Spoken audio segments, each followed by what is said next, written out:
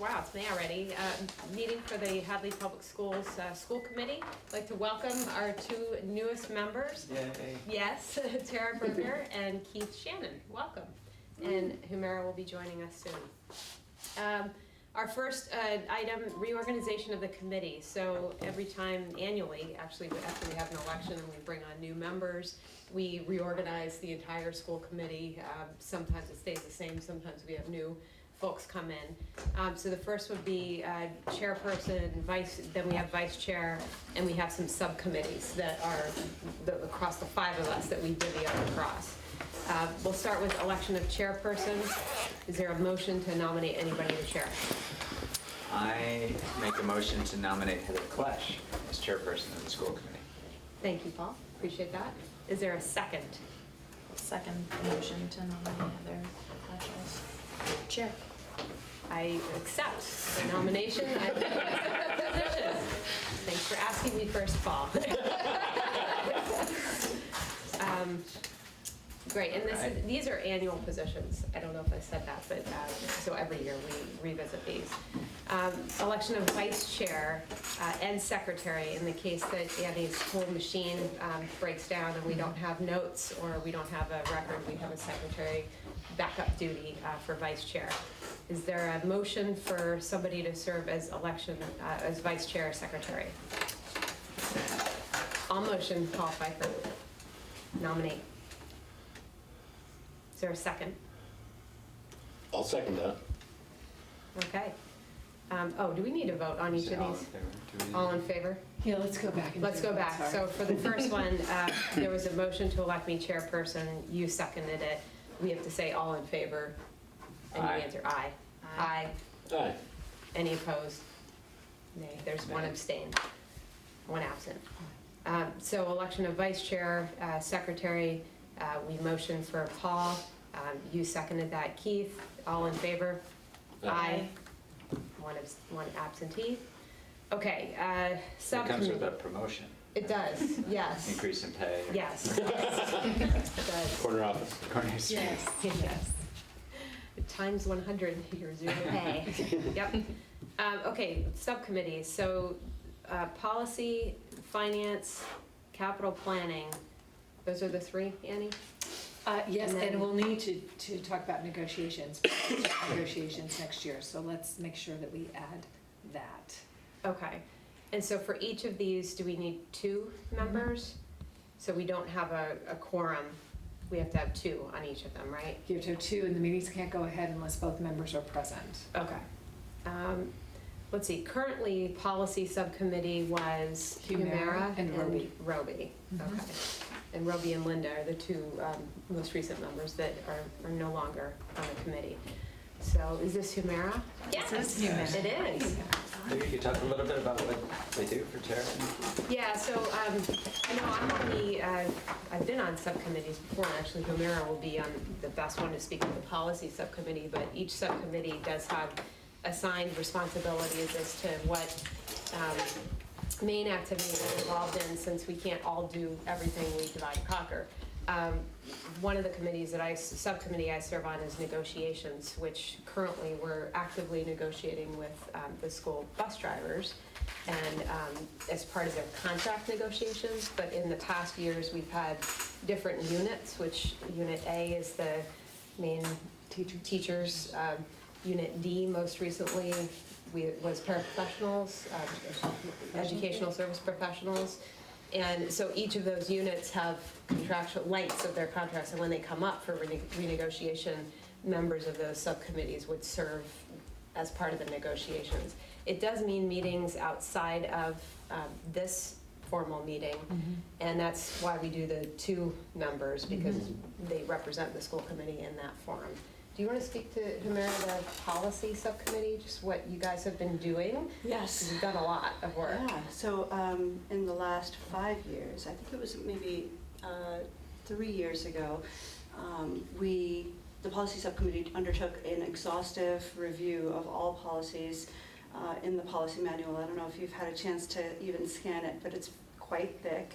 And there many policies were outdated at the time that we did that review. We're gonna see some today, right, We'll- that were we'll see- updated. We'll see a small subset, but what it's allowed us to do, that exhaustive review allowed us to just piecemeal a section at a time or of the key areas and keep up with changes in law and other things that define what our policies need to be. But that's 2 individuals that meet, I would say, once a quarter. Quarterly, so now we have a schedule that was in last month's packet where we break up the entire book quarterly. So you By break it into, section. yeah. Yeah. Which will keep it manageable, so no Right. one committee will have to do an exhaustive review again. The policies are public, they're on the district website, they're lettered A through J. Something like that. Something Something like that. So we divvy them up like that. So starting with that for policy subcommittee, and then we can explain the other ones, do we have 2 folks who are interested in serving on the policy subcommittee for next year? I'd be happy to volunteer for that one. Yeah, I would volunteer for that as well. Okay. I make a motion for Keith and Heather. Unless you'd rather stay Yeah, on sorry. it. I want to make sure. It's totally fine to have fresh perspectives on all committees. I think it's a good idea. Okay, sounds good. Thank you for the work you've been Yeah, doing. of on course. it. I appreciate it. We all do. Okay, do we have a motion for 2 nominations to the subcommittee? Sure. Make a motion for Keith and Heather to be nominated to the policy subcommittee. And do we have a second? Second. All in favor? Aye. Aye. Great. Okay, next is the finance subcommittee. Annie, can you? Sure. So the primary responsibility here is to meet with the tri-board, to attend tri-board meetings. And if someone could remind me, or perhaps Mr. Pip could remind me of how frequently the tri-board meets. I want to say they meet once a month. Yeah, Usually I it's the think, first Wednesday. Mr. Pip, do you recall how frequently the tri-board meets? Is that once a month, the tri-board, select board, FinCom, and? No, it's not a regular schedule. It's not a regular schedule. It's when we feel we have enough information for everybody to come forward and discuss it. So in this case, tri-board, the finance subcommittee or the school committee would represent the school committee at those meetings. It doesn't meet more than once a month. If anything, it's less when there are tri-board meetings. Those are public meetings that they happen where the select board meets, typically on a Wednesday, and roughly around 7 o'clock. Yeah, I think it's the hour before the select So board perhaps meeting. 6 o'clock on a Wednesday. Okay, and currently, let's see, I had served on that and Linda. So do we have 2 nominations for the finance committee? I'd be interested in that. Okay, I'll nominate Paul. I'm really willing to do whatever, because I haven't been on any right now, so. You know, it's a good way to learn about all of the initiatives in the town and also just the budgeting process and the process that goes forward, like how you get all of these items together for town meeting or for other warrant articles. If you'd like to do it, I encourage you to do it. I will Great. give it a shot, sure. I'll nominate you, Tara, to serve on the committee. All right, so all in favor of Tara? I'm sorry, I had a motion from you for both of those people, so Can I do can I get that? a second? No, second. Oh, sorry. Yep. Do we have a Oh, second you're on the- Paul's as well? Second on Paul. Okay, all in favor of appointing Tara and Paul to the Finance Committee, say aye. Aye. Aye. Aye. Okay, Capital Planning Subcommittee is next. Paul, you're on that one, right? Yeah, the big Yeah. thing is the field, so you can speak to that. So there's a couple things going on. So basically, these are the infrastructure that we're working on, redesigning a plan for the athletic fields out here.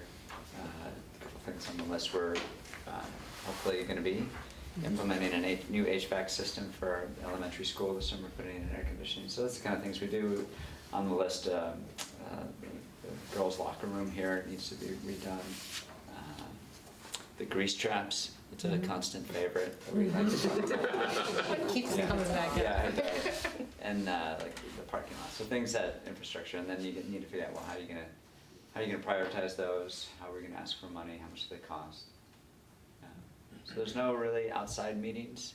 These folks handle it all once we've decided sort of where we're gonna go, like the HVAC system, they're getting the bids and processing it, but prioritizing it, getting it on a town ballot was stuff we worked on. I'd like to stay on it, to be honest, since we're still working on the Okay, fields. fields. There's still more work to be done. Okay. Any questions about that committee? So no real time commitments outside of your normal meetings? Not really. No, they're really minimal. The We've fields will, the fields discussions, we're gonna have evening meetings. Other than that. Will you have a separate subcommittee for fields, or is this subcommittee responsible for the fields initiative? What do you think, a subcommittee? No, I didn't know if that fell under that. I'm assuming it does. One thing that we want to be careful of is that if we have a capital planning subcommittee that consists of 2 people, we may, depending on the availability of those folks, the school committee could say, we're going to assign a school committee representative. And then technically I would assign that person. So that way we don't have to worry about a quorum, public meetings, and postings for the fields. The reason I say that, so when the superintendent appoints a representative, a school committee representative to the group, when it's my appointment, then the public meeting requirements don't apply. It's not that we don't make this information public, but what it helps us with is we don't get tripped up on, if it's a subcommittee and both school committee members cannot be there, we must cancel the meeting, we cannot go forward. If we haven't posted 48 hours in advance, we must cancel the meeting, we can't go forward. If it's an appointment of mine as a representative to an existing group, those rules don't apply. They only apply when you all have a subcommittee or appoint someone because you're a governing body. I'm an employee. That's the distinction. So the capital planning committee does meet very infrequently. That's primarily to look at that capital plan, to reprioritize it, make those recommendations to the school committee. Sometimes we just do that as an entire body. We should probably treat the field somewhat separately. My fear would just be getting hung up in meetings and having the timeline hung up. I know nobody's been, well, you did have expressed an interest in capital planning, but there's not, I don't think there was a motion made. So if the school committee's comfortable, I would say, I would like to request that Paul Pfeiffer is the representative for the Fields project. If the school committee's comfortable with that. That sounds like a totally logical plan. Okay. Yes. So I would motion to nominate Paul to not only the capital planning subcommittee, but also your. okay, and I just want to keep those separate. The motion will be for the capital planning, and you're agreeing with my appointment. So it's not a school committee appointment again on the fields, because I don't want to get caught up in. Okay, so for capital planning subcommittee, motion for Paul to serve on that. Second. Great. Is there a second interested person to serve on that committee?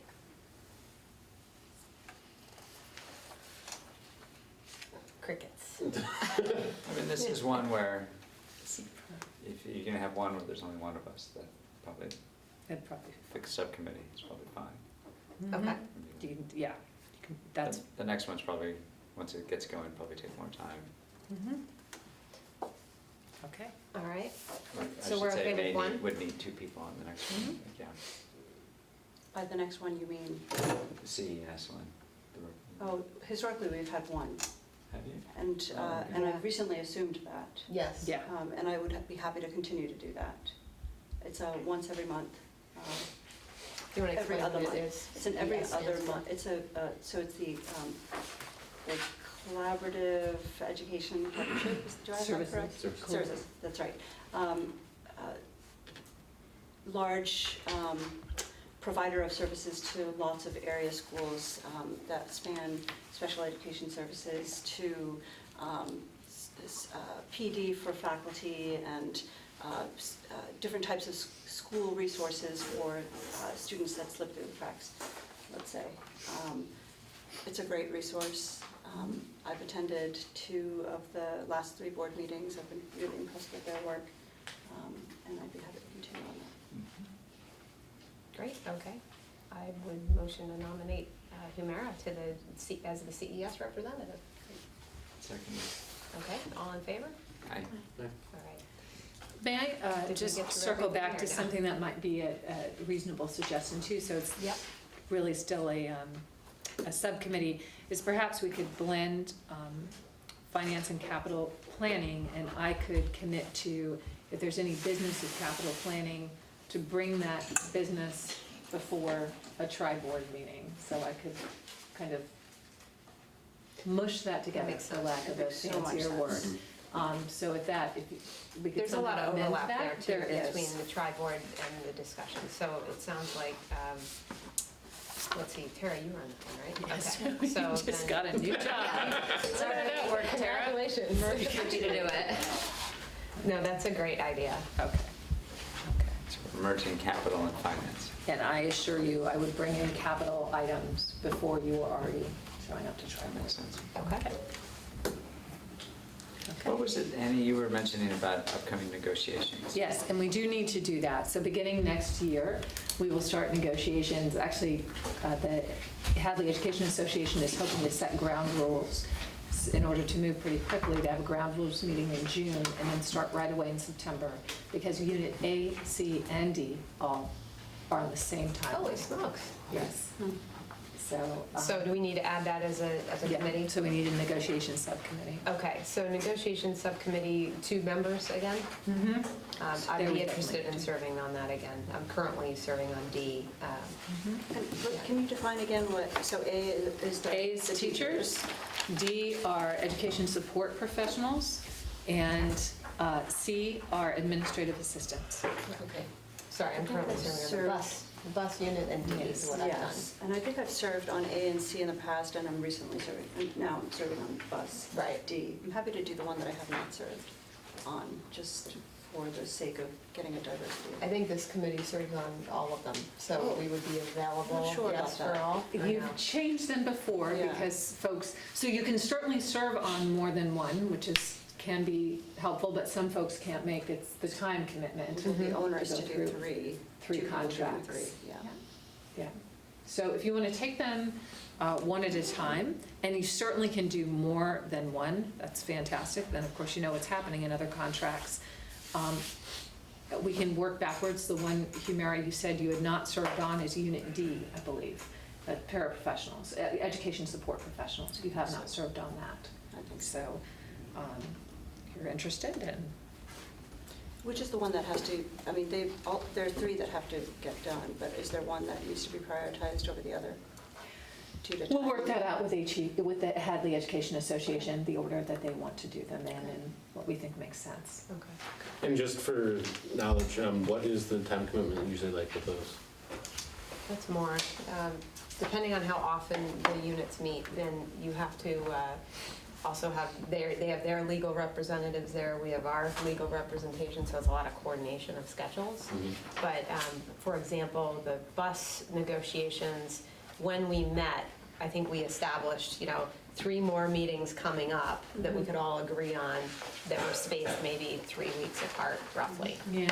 to give time to respond to the proposal, issue that response, have them, we have a session that's, usually we commit to 2-hour long sessions to go through and agree on, what's agreed to, what is still on hold, and then they have time to then respond to that. So to me, that's been probably the most time-consuming groups that I've served on. And there are 2-hour blocks that occur when the faculty who are representing their unit are available. So for A, D, and C, that's after school. And it feels longer, I would say, than the actual time commitment is. The scheduling is the most difficult part, and it's usually the legal representation on both sides that makes it the most challenging. So it can go on for much longer. If we could just get them scheduled, but the challenge is typically with scheduling, mostly around conflicts. We just had one that had to be canceled because one of the lawyers was asked to go to Superior Court, so we had to cancel the next session. Is there work outside? I was just going to say, there's really not work outside of the meetings. If we may have like a internal meeting just to make sure that we're all on the same page about what we're going in with in terms of proposal or response. But otherwise, that's maybe one meeting, pre-meeting before you would then gather as a group. You typically on the same day. What the school committee or the attorney for the school committee needs, they direct me and Chris to get for them. So the contract is signed by the school committee and by the Hadley Education Association, not signed. My job is to enforce what labor and the school committee and the governing body agree to. So there's not a lot of work outside for the folks on the committee. Anything you need, we're responsible for providing. And there's no deliberation outside of those meetings. So. It should be noted that we have an incredible attorney who's very knowledgeable in all matters of contract negotiation, represents a lot of schools around the state, and he manages a pretty efficient process. So the research piece is that's not really in our hands. You guys bring that to the table in terms of what other districts are doing and what comparable rates are, bands and so on. And what the implications of a certain decision might be. Mm-hmm. Yeah. When did you say these will start next year?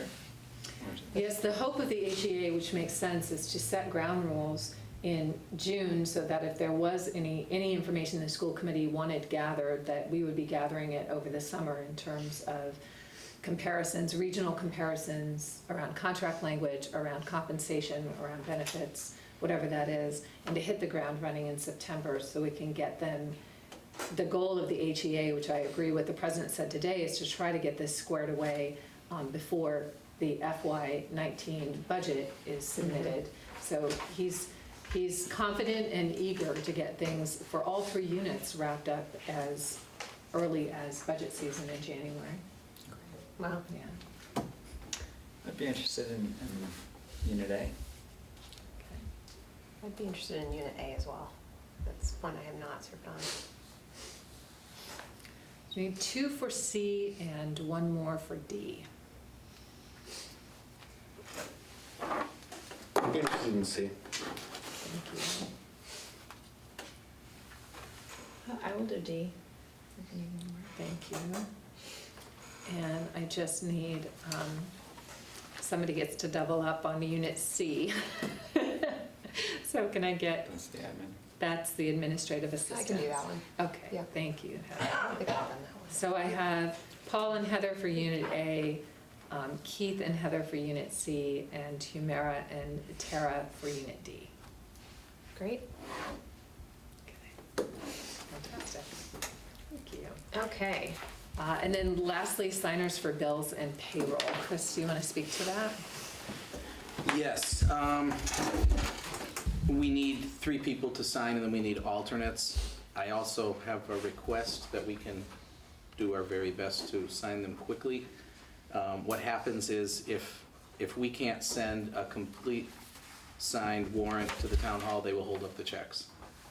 And if checks are held up, then bills aren't paid on time, and that's not a good thing. So what we need is to really, sign them within a couple of days after they're sent out. That would be incredibly helpful. Basically you get a PDF of the warrant, and it will show all of the expenses that we've had for that particular week. And it's a program that we use. It's an online program that you can then just electronically sign. We automatically get an email saying that so-and-so has signed the warrant, and once it's completed, then we get it back. Until it's signed, we cannot get kind of an unsigned or uncompletely signed version back to us. So there's no such thing as sending a mostly signed version to the town hall. It's all or nothing. So that's one thing that I ask, is that, if everybody could please, I never tried it on my phone, but I would imagine if you have school email on your phone, you can probably do it there as well. And Yeah. Yeah. Yeah. I've done it on my yeah, phone. yeah. And it oh, you really, have, okay. honestly, it couldn't be much easier. The new system, Now, yes. back in the olden days, we'd have a key and we'd have to go to the superintendent's office and sign it over the weekend, and then you'd get chased down for it, but now it's super simple. That being said, I probably get 3 times as many emails as the olden days, so I've been a culprit of being a late signer, but Well, I'm happy to stay on as a signer. I've done it, I think, since the beginning. And honestly, for me, it's a good way to kind of see, with the bills piece, where the money's going. Things are organized at the end, usually by category, so you can see when we're talking about tuition, like vocational tuition or special ed tuition going up, you actually see how much is being paid. And then on the alternating week, you sign off on the payroll. And so with that, you're signing off on all of the salaries and staff and any stipends or, extra on that. So it's good to just give you a sense of where the money is going. Then when you're involved in budget discussions and other financial discussions, it's just a good grounding. When it is electronic now, it's definitely, you get an email saying it's there. You can go in and access it, scroll through it, and then you actually digitally sign in on your screen, which is kind of nice. Yeah. I think I'm an alternate now. I'll be happy to be a primary. Okay. I'd be happy to be a primary too. Okay. So motion for myself, Paul, and Tara to be primaries on the signers. All in, do I have a second? Second. Yeah. Okay. All in favor? Aye. Aye. Okay. So alternates, there's really only two people left. Yeah. Yes. We have three Happy to be an spaces. Yeah, I'll be an You guys will alternate, be yeah. on. Okay. Okay. Are we all reorganized now? We're reorganized, thank you very much. Okay. All right. So now approval of minutes. So the March 27th, 2017 minutes were sent. I think only the three of us can. No, everybody can vote, you can. Jenny Tate's clear about that. You're just, everybody can. Perfect. Motion to approve the minutes. Second I'll it. second that. Okay. And we don't need to vote on that, right? No, actually you do, so you can take an all in favor. All in favor? Aye. Okay. And if you guys ever have questions about the minutes, you can bring them up at the meeting usually. So tell me, Annie, if you're not at the meeting, are you supposed to abstain from approving the No, minutes? you can absolutely vote to approve the minutes, Okay. you can.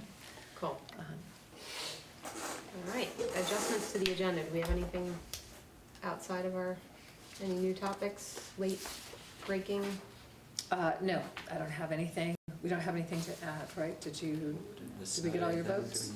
Oh, the policy, the change on that policy. But we do have policy on here, so. Okay, I'll bring it up then. Yeah, you can bring it up then.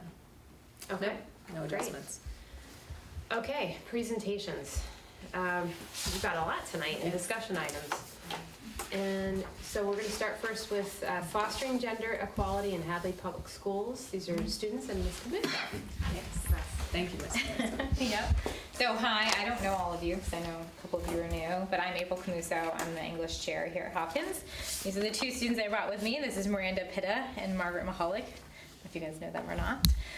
But we're here today just to sort of share with you what we've been working on for the past few weeks in the school and what we'll continue to work on.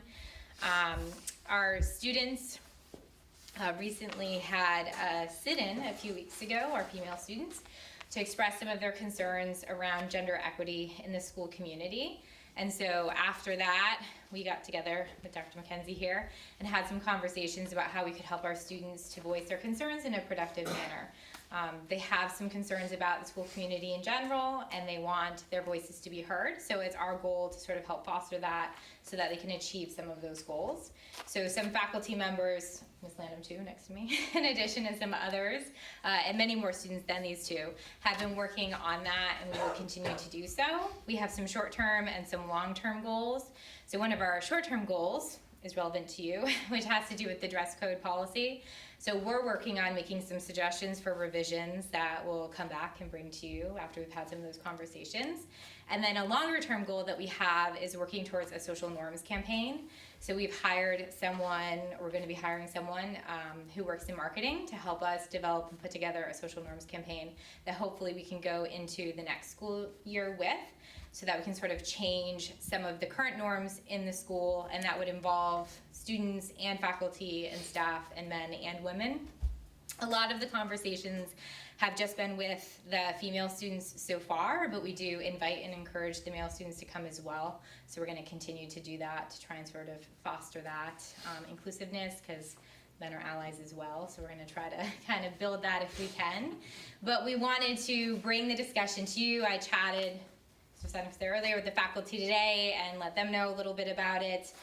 Still kind of a work in progress, but we do have some ideas and some goals, and so we wanted to stop by and let you know. And if you had any questions of myself or the students, feel free to ask now or later if something comes up, or you could always email me if you had some ideas or wanted to talk about it. But if you have anything now, we're here to take questions now as well. Yeah, I would ask the students, so what do you see as the biggest impact that you'd like this initiative to have? Or some of the impacts. I was gonna say, that's a big question. Throw it out there. I think what we'd really like is to like eliminate almost all the sexism, hopefully all the sexism throughout the school, or inequality for like both race and gender. Yeah, to change the attitudes of both students and faculty towards, gender roles and things like that. Here's some of the recommendations you're thinking of. You mentioned dress code. What would be that? Yeah, so there's some concerns around the current dress code and some of the language in it, that it tends to focus a lot on women and women's bodies. And there's also some potential concerns as well about certain sort of racial or religious things that it might conflict with. Like there's a comment about no head coverings. And so there's some different things that are concerning. And that's one of our shorter term goals. We're also looking at, some other ways to work with communication for students, and, larger ones about trying to involve not just in the school community, but the families and the parents as well. So we really kind of want to look at it as a whole broad spectrum, because what they experience in the school isn't just, the school, it's a larger community as well. And so we really want to try to work together as a whole community. Now, is this something that you envision happening just at Hopkins or eventually trickling down into the elementary school as well? I don't know. One of the questions I did get at the meeting today was about the middle school, because we haven't had any conversations with the middle school students yet. We've just sort of focused on the older students and hearing some of their concerns. And then I'd like to talk with the middle school team and the middle school students later, but we're sort of going one piece at a time. So I would say yes, I'd be interested in that. I don't know what it would look like or anything. We're just sort of getting together and figuring it out as we go, with the support of the administration. So I think it would make sense to kind of look at that bigger picture. We're just not there yet. What do you think are some of the biggest obstacles? Well, besides society, which is Miranda and Margaret, you can change society. Yeah, Too. they can. It is an obstacle, though. Yeah, society's hard. I think, I guess what I would say about the school community in the town is that it's very sort of focused in tradition and how things are done. And so I guess personally I would see that as an obstacle, but also a place that we could really tap into and work with. But sometimes change, can be really hard, and in this town in particular, that can be a bit of a challenge. So I think that's also maybe one of the things. And I think too, if we really want to see a change made, we need to get more of the male faculty and students on board as well and participating in a lot of the decision making and the discussions. And that's a bit of an obstacle. We had one male student come to one meeting, but I think when he saw that he was the only one, he didn't really come back again, and he didn't really say a lot. So trying to sort of we did have a male faculty member, Mr. Sunick, back here now that he knows, also volunteered to go. I think trying to really get everyone together will be an obstacle, but hopefully we can make that happen. This is such an important thing to tackle. I really commend you for taking up such a big issue. Like the timing is really right for society at large, and the fact that you have a small community, it has its complicated aspects of it, but it's accessible. Mm-hmm. So, and people really do care. So I think you have allies everywhere who are willing to support you in this work. Yeah, and our students have been really great. Like I said, these are just a couple. We have a lot of them who've been coming to these meetings and voicing their concerns and their ideas and what they want to see, and so they've been really great so far. Other questions? So you all are going to work on this further, and there might be proposals back to the school? Yeah. So I will say that we have received the information from the person who's going to help with the social norms campaign, It's very affordable, so we look forward to having that kicked off and signing that contract quickly and turning that around. And then I would just also echo what the school committee has said. I'm appreciative of what you're doing. I'm impressed. And I often say that one of the reasons I really like what I do for a living is because not a lot of people get to go to work and be inspired by others and be inspired by the people they're supposed to lead.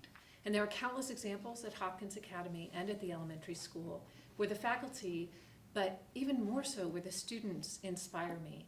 And I really mean that. So when I see the amount of courage that it takes to confront something that seems intractable, like as Ms. Camuso said, you're just gonna change society. I mean, to echo somebody recently, how hard could that be? You're just going to change society, but I don't think I would have had the courage when I was your age to confront something that seemed intractable and overwhelming and hard to get one's head and hands around. So I applaud your courage, and I really want to thank you, because it's actions like that, like yours, that inspire me to be better and to do better every day I come to work. So thank you, Miranda and Margaret, and to all of your peers. You make me better, and I appreciate that. And if you want to make a video about it, come talk to me at Hadley School. Oh, yes. Thank you.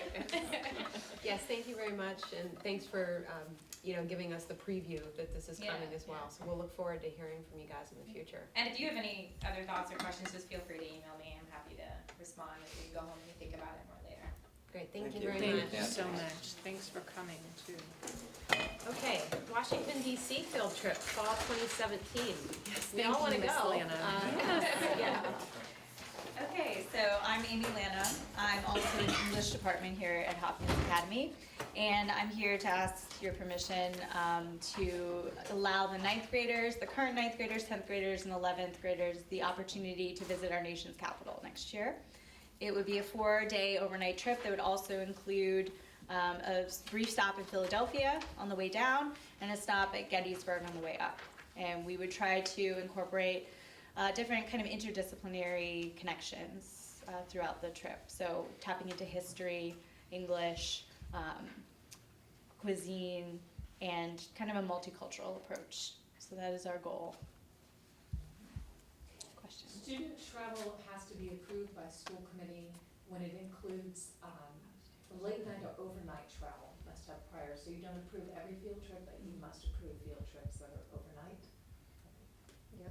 And usually some of the information we've asked for in the past is how it relates to the curriculum, which you've laid out here, like what types of places you would visit and the types of connections that they would make with academics, as well as the cost, because we also want to understand, how cumbersome or not cumbersome the price of the trip may be in relation to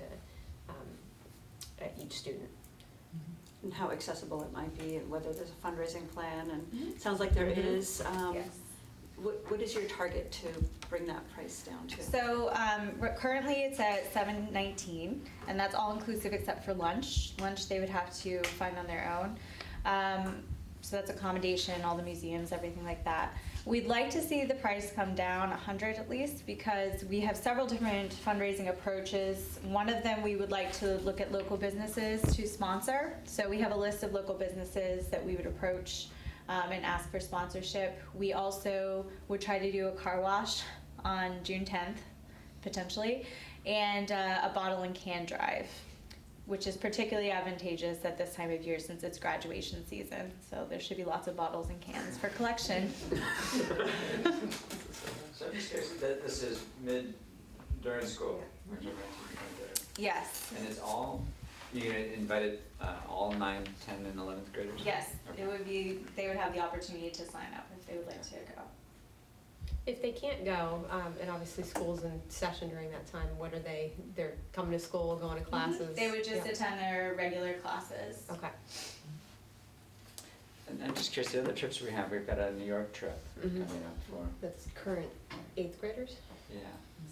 I can't even remember. There's- Mr. Beck's mayor. Thank you, Mr. Sudnick, standing in for Mr. Beck this evening. You didn't realize that. I actually made a schedule for the trip, so. Oh, there you go.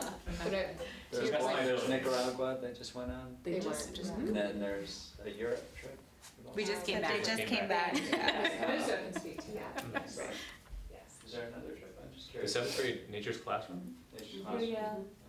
But It's for high usually in school, June. this is the only upcoming one, correct? And so, no. The only upcoming major trip. There's another trip next year that you guys approved to France. Right. And Senora will be coming before the school committee. I believe she's hoping to do another service learning trip as early as next year, possibly. Okay.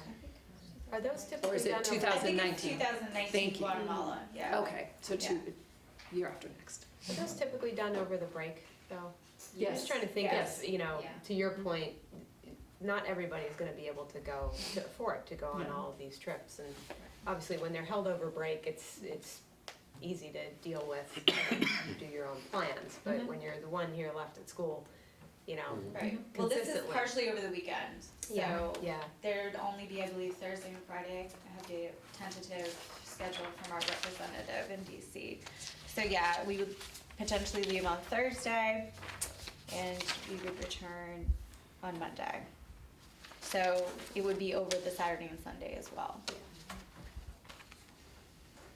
It's similar to the trip that we've done in past years to Yeah. DC, so just a few modifications.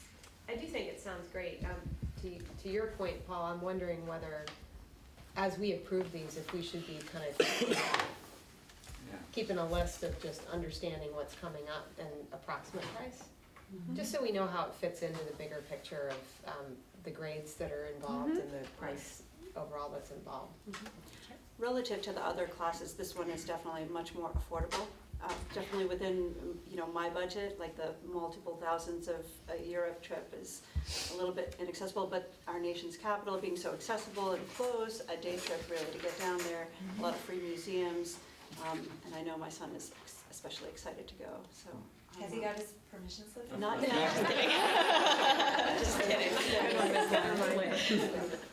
So how this has happened before then? I forget. Yeah, we've done it, I think, how many times have they done it now? 3 or 4, I think. Okay. Is it always like the 9, 10, 11? Yeah, we both went, Not with wasn't it? freshmen. Oh, I we think opened it to freshmen. that Mr. Burns, sorry, I'm not really We've part both of it. been on it but before, but I think yeah. Mr. Burns is opening it up larger because some of the enrollment has gone down. So I would assume that he would include freshmen, just trying to get more students and more students who are interested I don't teach the freshmen, but what I know of the freshmen is that they are pretty curious and interested kids. So I think that they're trying to tap into that resource of students who would want to go, and then next year's 8th graders being the same, which would be then freshmen. So I think it's just trying to sort of gear it towards students who might want to go and trying to have that bigger pool so that you have more students who might be interested in going. So. Also, in the last couple of years, there was a DC trip, perhaps not school related, but maybe the Girl Scouts or maybe. There was It a was school one I school think related. they had to cancel. Last year, They they canceled last year, 2 years ago. I know Yeah. the first few years that I was on as the AD, they did the DC trip every year, and I believe it was just junior class. So they must be Yeah. expanding because of the low numbers from the Right. last few years. Right, Yeah. right.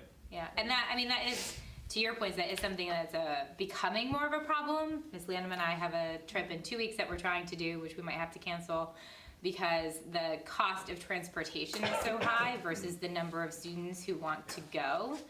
And so we've had some conversations separately about potential problems with that and affording that and where money can come from.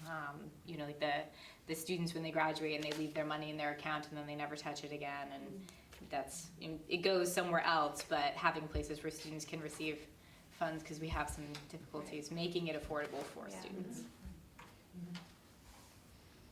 Okay, any other questions about the trip? No, but I'd like to motion to approve this trip. Yeah, I'll second your motion. Okay. All in favor? Aye. Great. Have fun. Yeah, thanks. Yeah. That's awesome. Okay. Oh, sure. Sorry, Hi there, good evening, everybody. So the scoreboard in the gymnasium, the two scoreboards, one of them is over 30 years old now, and the other one, I didn't have a date on it, but it's more recent, but the system has become archaic in the last few years, and actually on two separate occasions, kind of right before and around playoff time and senior night, I had an issue with the controller and a short malfunction, and we were scrambling for a controller at the last second, which is not always the best feeling when you have 500 people packed in the gym, ready for the game to get going for senior night. So I was talking with the Booster Club earlier last year, and we came up with the idea of, could we afford a new set of scoreboards for the gymnasium? So I started doing research, consulted with other athletic directors around the district, consulted with a gentleman who works up in athletics up at UMass campus, and ultimately came up with Nevco as the best spot to land a scoreboard for the school. I think you had the whole packet that was in the school committee packet of the description of what it would look like. We're looking to actually put two of the bigger scoreboards on both sides of the gym, so everyone can kind of get a great view of the nice new scoreboards. The cost wasn't going to be that much different from getting a bigger scoreboard like we have now and a smaller one. And I talked to the Nevco representative recently and was able to get them to not only, he realized that they could put one receiver, because if it's a wireless system we're looking to upgrade to, one wireless receiver for the shot clock and the scoreboard on one side and one on the other, instead of two receivers, one for each unit on both sides of the gym. And that saved almost $1,000 there. And on top of that, I asked if there's any way they could help us out a little bit more, because we're actively seeking funds and we're quite there. And they graciously came down another $1,000 on their price. So the only thing that's not in the packet is the most recent labor estimate that they gave. Originally, I anticipated $2,000 to $3,000, because when I was doing my research and if we had enough funds to make this actually happen, I tried to go high just in case, to $2,000 to $3,000, and you never know what's going to come up when you're doing some sort of project either at home or at a school, right? So they came back with a final estimate of $1,635. Obviously, that's subject to change unless something came up, but it was lower than originally anticipated. So it made it even more likely that it was possible, as long as you approve to get this project done. Upon talking to a few different sources for funds, the Booster Club had offered to donate $5,000. The Athletic Booster Club for Hopkins. The Hadley Mothers Club, I had a meeting with them and they graciously offered to donate $1,000. And I don't know how many of you know Linda Guads, but she's been the scorekeeper here for much longer than I've been the athletic director here. She's kind of a local legend. And she, out of her own personal generosity, offered to donate $1,000 to the cause. So, and any additional cause would come out of our athletic revolving account, which is a healthy spot for right now, for what I would need to draw in order to finish off the school cost for the scoreboard. We'd have plenty to do all the things that we need to do from the revolving that we have throughout the year. Just something like our family ID program that we recently set up for Hopkins Athletics, that comes out of athletic revolving. The golf course fee typically does. And awards for anything, overflow for awards for banquets come out of athletic revolving. And there should be plenty in there to get us through the year and sustain at least till next winter, where we have a big influx for athletic revolving from the gate for basketball games. So what, just to help the new members, what you're actually approving is not, this isn't, you typically would not approve a project of this scale. What you're approving per policy is that there's been a donation made to the schools. And the only way that I can move forward on approving a donation, and that includes Booster Club, Hadley Mothers Club, and our lovely citizen, Linda Gawatz, who has been so generous. So you would be approving the acceptance of a public gift to the school. That's what the policy says. Like, we can't spend that money without school committee approval. Just a clarifying question. Sure. Is this something that would have been, is this something that's subject to the bidding process? So what we would do, you can speak more specifically to that, Chris, but it's well under what would require a bid. We would just be expected to do good business practices, phone calls, quotes, Because the threshold now is over, it's 35,000. 35,000. 35,000 for a project, for a formal bid, it used to be 35 now. I make a motion to support the new basketball scoreboard proposal. I'll second that, Thank you. yeah. May I amend the motion to Yeah. accept the gift? Donation. Accept the gift. Just the Yes. gifts, Yes. Thank you. So you have a motion and a second? Yep, Just all need in to vote. favor? Aye.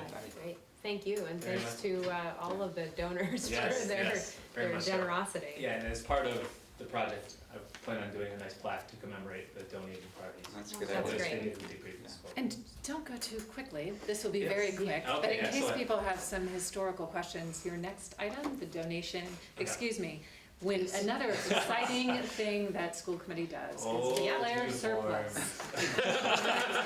You never knew when you were running for this how exciting your job was. We've got Oh, uniforms. jeez, you wanna see these old uniforms, man. We cannot get rid of anything Sorry, without Jane. a declaration of surplus by school committee, so. Yeah.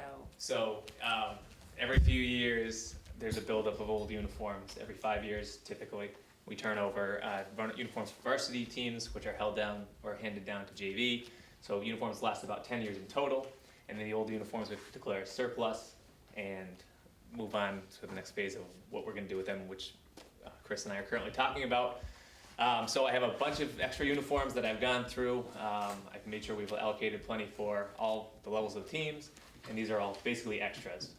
In the past, we have just given them to the kids and then moved on with them from there. Chris and I are currently discussing what we're gonna do with this batch, making sure we're aligned with district policy.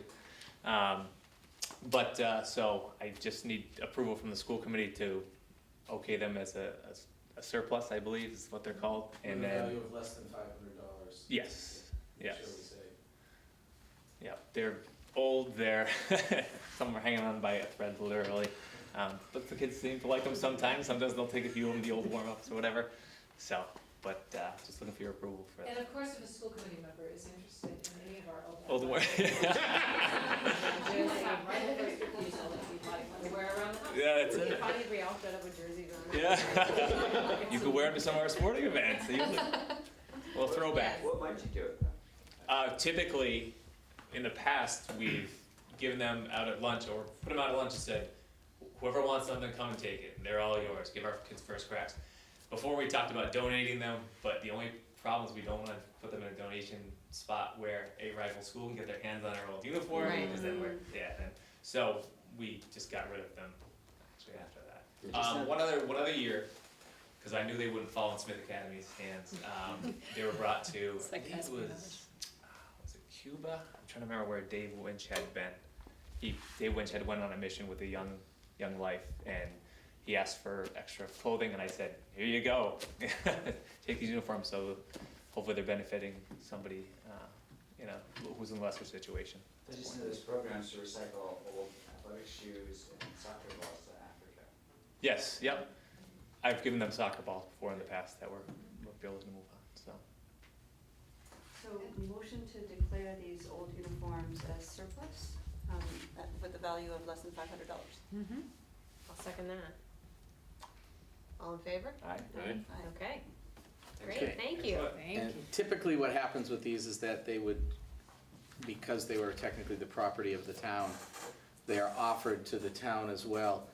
I did get an email during the meeting, Okay. actually, from David Nixon saying that, if these are declared as surplus, that Eric can dispose of them however he sees fit. So apparently there's not much interest in old. I'm going to demand that the select board wear them at their meetings, and all town department heads They wear have some them. of my old numbers. Yeah. So basically, yeah, you can put them out tomorrow if you want. Yep, I'll put them out at lunchtime, maybe you'll see some students running around sooner than Our later. kids will run home with them, no. right? Yeah. I know it'll happen. Right? I do appreciate your time tonight. Great, thank you very much. Thank you very much. Okay, social media, internet, and technology, Annie. Yes, so I was tempted to put this very provocative article from the New York Times that Judy Lupel, our media specialist, shared with me into the school committee packet, and then I was fearful that you all might say, has she lost her mind? Is she really saying that we don't want computers in schools? Not what I'm saying, but I was intentionally trying to be provocative. So this article in an op-ed piece called Resist the Internet I can pass along. I will pass along and even make available perhaps on the district website. So it just brings up the conversation about, do we need to rethink how much time students are interacting with technology during the school day? And the reason that the article struck me, and I think the reason Ms. Bohal sent it to me, is I am interested in just starting a conversation with school committee that we can revisit around posing that question. Can there be too much interaction with technology during the school day? I'm particularly interested in children interacting and young people interacting with and on social media. So we've had a handful of incidents, serious incidents this year at Hopkins Academy. We're not unique. If you've been reading the Gazette about East Hampton, this is in many other schools, where young people are posting things on social media that sometimes are not even an accurate reflection of their worldview. They might be hateful things, they might be incendiary things, they might be hurtful things.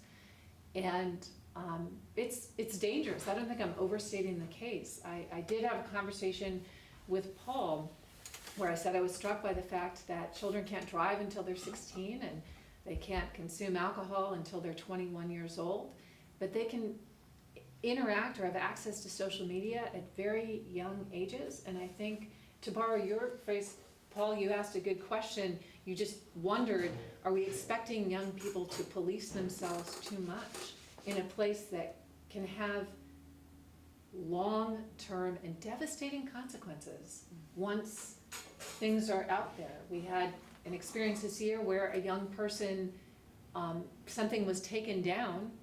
The individual regretted that, made that clear, took it down very quickly. I in no way am attempting to minimize the impact of some things we find on social media, but it didn't matter that the person in the content or responsible for the content had taken that down within 5 minutes.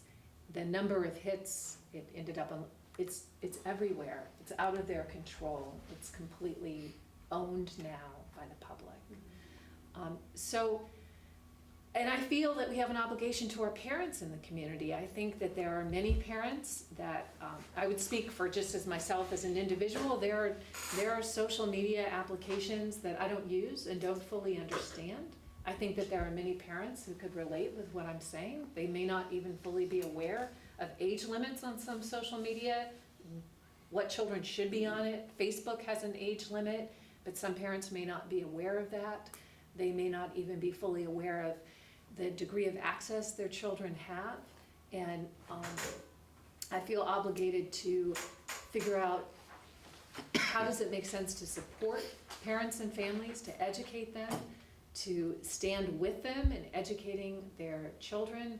I have not only had devastated young people in my office who have been horribly hurt by things posted on social media. I have had devastated young people who have so much regret over what they've done and they can't put the genie back in the bottle. And I've had parents on both sides of that equation, hurt, afraid, horrified, fearful of judgment, just more than enough heartbreak to go around. And so I just wanted to start a conversation with school committee as elected representatives, as parents of children in the district. What might it look like for us to be helpful, to stand with families, to help young people to be responsible with this, and to look critically at how much time, what is it costing in terms of interpersonal skills, social interaction, how much time. At Hopkins currently, students are allowed to use devices in the lunchroom. And I'm personally speaking now, if there are any young people watching, they don't have to raise a flag and mutiny. I'm just saying, I'm not sure That makes a lot of sense to me. I mean, I am someone that I would say I would prefer that devices like phones were off and away during the day. I really would. Parents can get in touch with children through the office.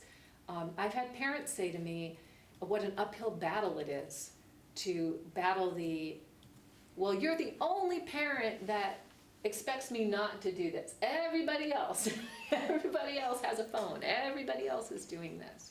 So I just wanted to throw some questions out there about what are the costs? How do we balance our desire? We have the tech article in there, our desire of having innovative learning environments that are fully in the 21st century, and balance that with simultaneously helping children develop interpersonal skills, be able to disconnect. I worry about their ability to do that at all. I mean, I think that there are some young people, if they get their devices into, as Dr. Wickman shakes her head yes, and she's at the elementary school, if they get their devices into their bedrooms, whether their parents know it or not, whether that's a phone or a laptop or a computer, I would argue you probably have some teenagers that are connected to a device in waking hours as much as 16 to 18 hours a day. And I think that's, I'm gonna say it, I think that's horrifying. I think it's horrifying. And I just, because I don't think we've done a good enough job on the balance side of it. And I've seen the devastating consequences of just what's happened in this past year. And we are not alone as a district. We have a superintendent's meeting coming up regionally that's closed. It's only open to superintendents, where we're going to be talking about the kinds of incidents that happen in districts all around this area and the consequences for young people. So just a talking point to start, and to start generating ideas about what might it look like to help parents, support parents, educate community members, educate children. And it doesn't have to be a binary discussion. Either technology is good or it's evil, but and the ability to disconnect. How do we communicate that value as well? I'll just add, and then I know you want to speak. Go ahead. I was just going to say, I mean, technology, it's inevitable. I think it is how many of our kids are learning right now, as opposed to paper books. It is. But I agree with you that I think some of it is parents do need some information, right? And I think there's helpful information that can be given to parents about whether it's the article or whether it's research on screen time or those types of things, or tips about having a conversation with your kid that doesn't involve the phone, you know. Tips about, I had a deviceless lunch with my son the other day, and it was great. I was like, it's myself included, because I'm guilty of it. I will pull out my phone because I'm having lunch with my son during a work day. And I said, both of us, deviceless lunch, and it was great. We had a great conversation. So, I mean, things like that, I don't know, tips for parents, it's helpful. But on the kids' side, what you described is, to me, that's a course. Like, I mean, there's so much education that can be provided around digital literacy, and you know, you even had mentioned about finding fake news versus real news, because you're using technology to do that. Things like social media norms and the do's and don'ts. I mean, people who have had issues and fallen into those pitfalls, they can speak to, what did you learn, you know, and how can others avoid that? How can others learn from what happened to you? I mean, I think we've all encountered something with our own kids in relation to engaging with others via social media or texting or whatever, that we have had to work through with them. And I think other kids can learn from that. But I don't know if school is the place for that. I would like to think that it is a place for it. Yeah, I mean, 6 years ago when we first started down this road, we had computers in one computer lab. One computer lab, and those computers were 6-year-old towers. Students had access to them a half an hour a week, like a special. None of our students understood how to do things like create a project in Google Slide or Google Docs, or create a presentation. We've come a long way to getting our students digitally literate.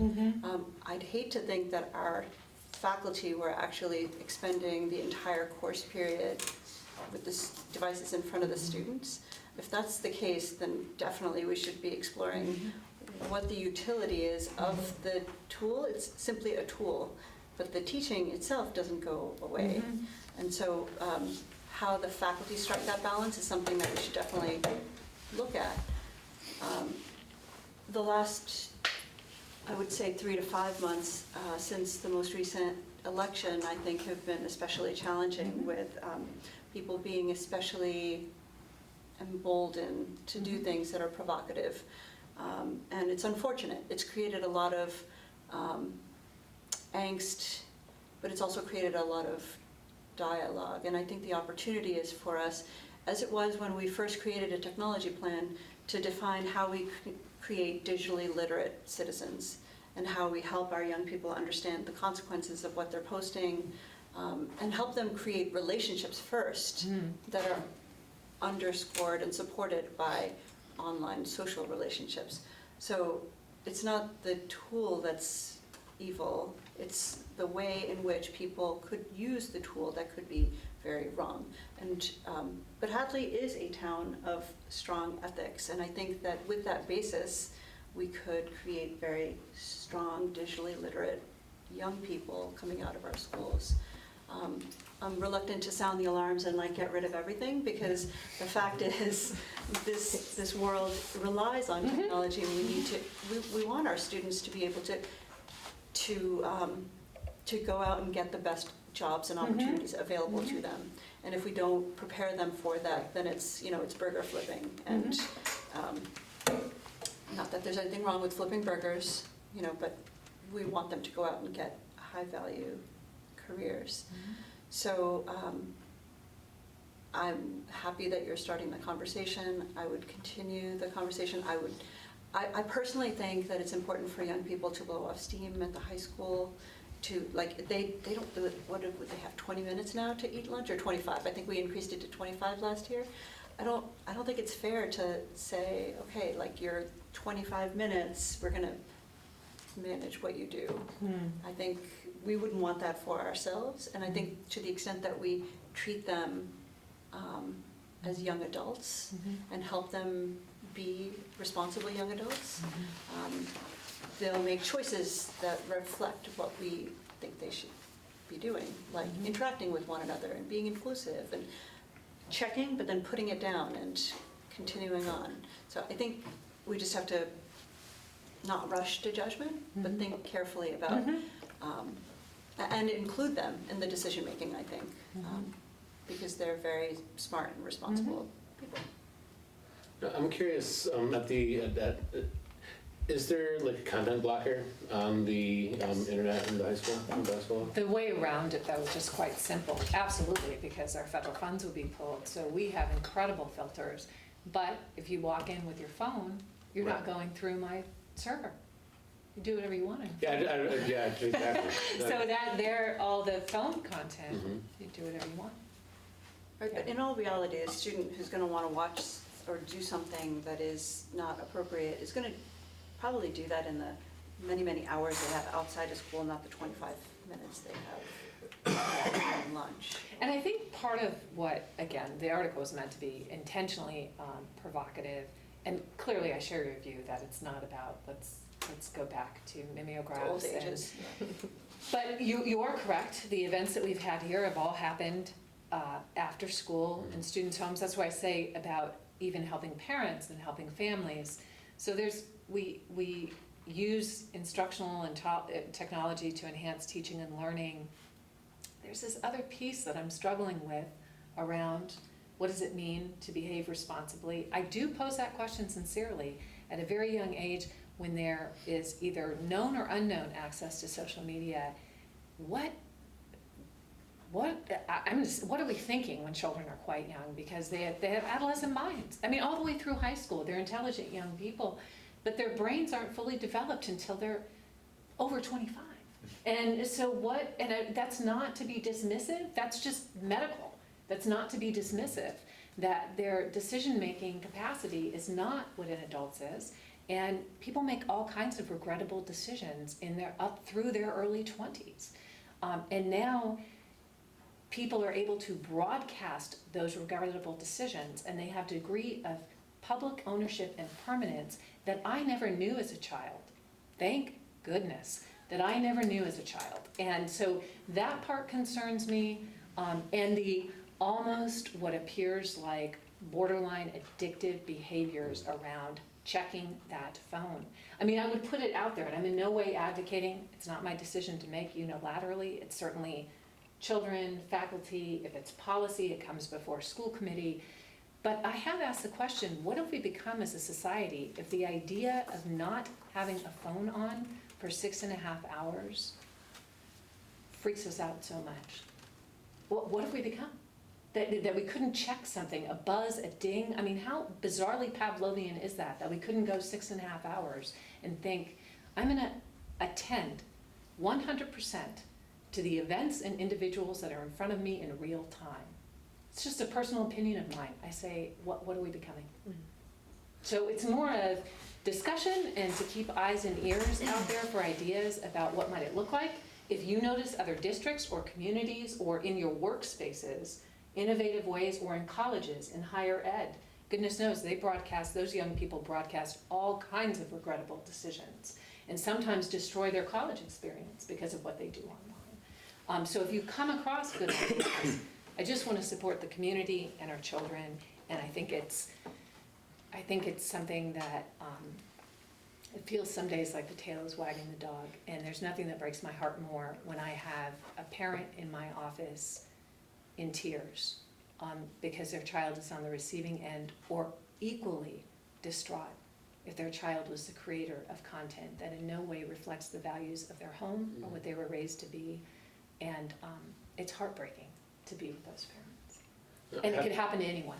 Have there been in-services, either inside or outside of school, for students and for parents on social media norms and I don't think practices? specifically on social media norms. We do tackle things around digital citizenship when we talk to students in Sir Simmons' class, in technology, when teachers are using technology.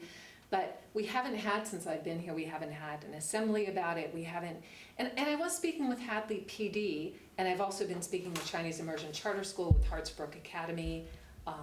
I met with those school leaders as well, because they're interested in approaching this as a community issue. And most of the assemblies a lot of it was around kind of be aware of online predators. And I don't want to dismiss that as not being a real threat. But I'm also talking about this, yes, let's be aware of that, but the threat that children pose to themselves as a result of poor decision-making is kind of new, right? It really is, the degree to which they can really... But I wonder, just thinking about it, like when you think of growing up, and Annie, you had touched on it, we're all learning and growing with the technology a lot later in life when you've had your values instilled. You're able to be mature in your decisions and make your own decisions and live by what you decide. And I'm still, every day I'm still amazed that my son, who's only 4, can work a tablet better than myself, and it's just a completely different era that they're growing up in. And so I think sometimes it can be hard as a parent, because I do see adults constantly in their phone all the time. And so, for instance, at my house, my husband and I have a no phone policy because we found ourselves caught in that trap too, where you're sitting down, your child goes to bed, you're either on the TV, you're on your phone, you're on your computer doing whatever, and you're not engaging with one another. And that's on an adult to adult perspective, and you're influencing and supposed to be a role model for these children. So these children who are already growing up, like, I swear they're being born just knowing how to use the technology and understanding a lot more, and then they have this influence of parents. And I think maybe parents don't, at least from my own perspective, don't always realize just how connected. And so I think making it more aware to parents and sharing that information, because I don't think parents are always aware too, at least again in my perspective, of how much children know and see. There are things that, I'm able to shut myself down, or, the new controversy of the Netflix TV show that came out. I hadn't even heard of it. So things like that, like I think it's so important to share and disseminate that information, and giving parents the tools that they may need to provide to their children to start that discussion, I think is important. And adults remembering where they need to connect and socially, because it's just such a different time when you've grown up without this, and recognizing the necessity of a tool and necessity of children understanding technology to get themselves through college and higher education, but helping to educate parents to understand the line, or maybe, provide resources, or start the discussion too. Right.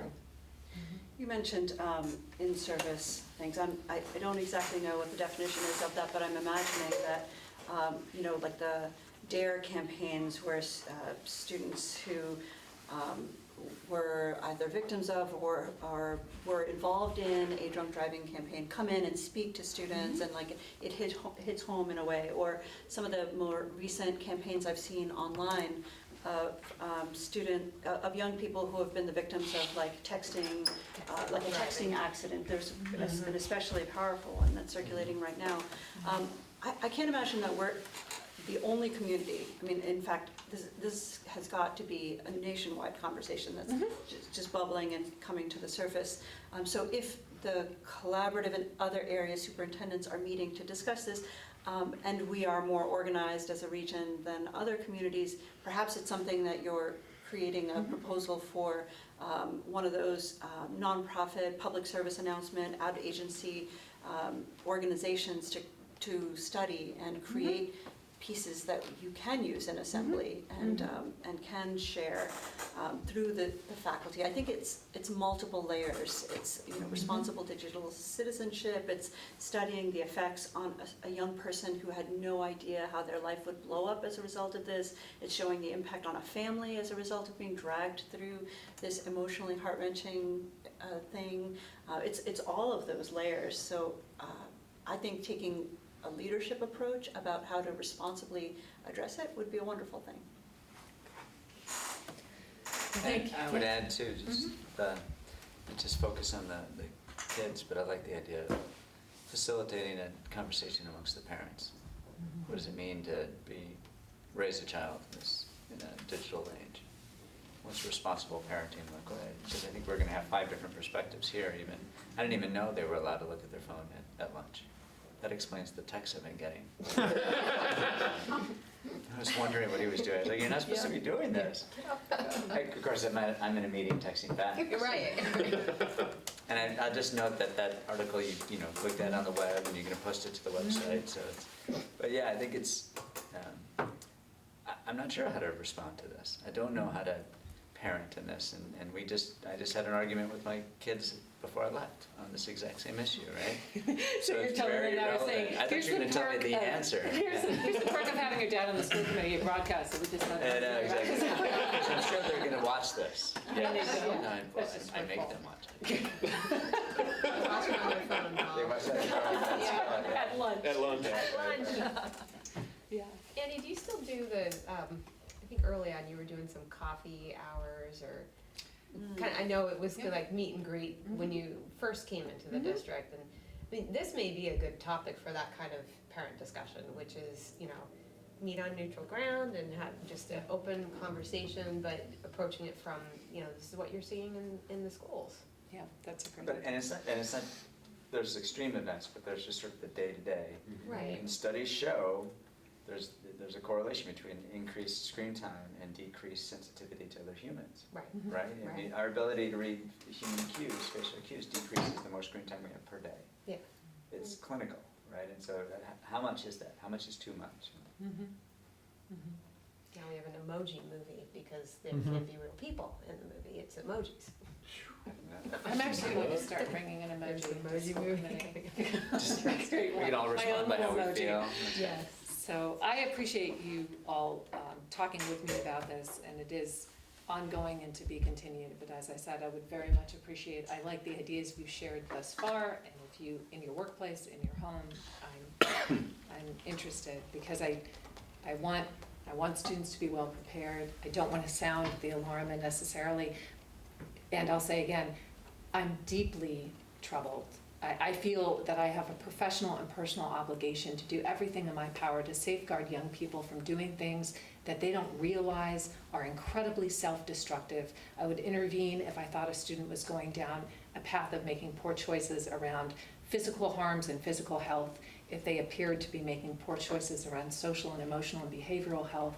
And I feel a tremendous obligation, and I don't feel personally as though I'm doing enough. It's as though I've said, go, good luck with that. And again, that we're not unique, just open the Gazette. As a matter of fact, our stories don't make it above the fold, and districts all over are. So thank you.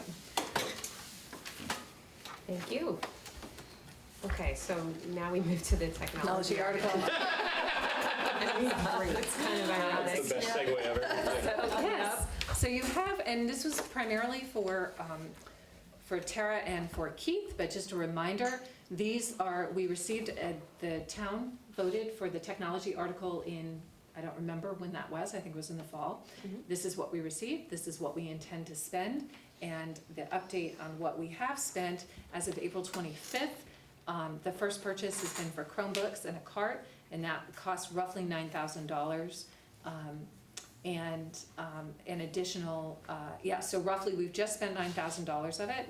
Our first thing was to get the Chromebooks that we were going to use for MCAS testing, and then we got those and had to get them set up and dedicated them solely to MCAS testing, and they'll be in circulation after we finish with that, and then we'll just keep spending down the money quickly. Mr. Duffy has been very helpful in preparing us for our first MCAS online for grades 4 and 8, which took a lot of work because we don't have a very deep bench, right? So running infrastructure trials, when I say we don't have a deep bench, we've got one guy.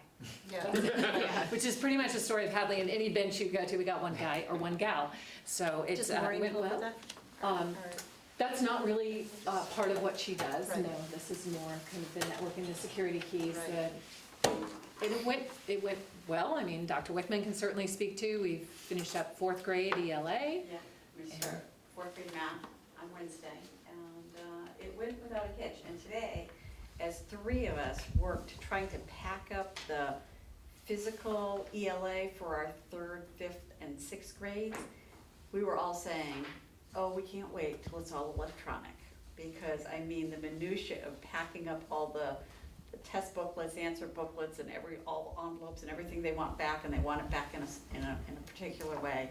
So 2 hours, 3 of us working on it, pulling our hair out, trying to interpret how they wanted it. So Yahoo for technology on that front. Yes. Very good. So that, I just wanted to give you an update on it. And the heating, air conditioning, Chris, would you like to speak to that? Sure. So the last meeting I was at, this question was asked, and I said, well, we're working with the town on this bid process. And during the meeting, I emailed David asking for an update, and he responded, please call me, which is never a good response, basically. So. Maybe he wants a uniform. What's that? Maybe he does. Maybe he wants a uniform. And so, apparently there was just, I guess, some misinterpretation of the entire process. And the end result is that he said, geez, we weren't aware that we were also doing this, which put me in scramble mode, basically, because now we're doing this on our own. So we did seek some pricing, because we need the specs drawn up, we need the design, and most likely for this we'll need somebody to run the bid process. If there's one thing I learned when I ran the generator bid process, it's that I'm not an electrician, and they were asking questions that I had no idea what the answers were. So it's one of those things that I had to do because we didn't have enough money to hire somebody to do it, and I just said there's no way I could do that again, because although it's financially okay to do that, in the end it's not really a good. It doesn't set the town in as good a light when when you're asking questions and the person doesn't know the answer. So we we really want to make sure that we, have that as well. So we got a couple of prices so far to do that. Well, one told us, sorry, we're busy working with MGM in Springfield and we can't do it. The other one was supposed to have a price to me either Friday or today. I did not get it, so I've emailed him just to kind of give him a heads up that it's today and we haven't gotten it yet. And we're looking for one additional vendor to get a price from on this, so we will do that as well. And the vendor that came out on last week, we walked the elementary school, he took a look at everything and said, okay, I assume you want to get this done in the summer. Yes, we do. So, he knows that that's basically the timeline we're looking at. And as soon as we can get a price from him and then one more, either, hopefully a price, but I'm assuming that the price is not gonna be, where we would need a formal bid for this particular part of the job.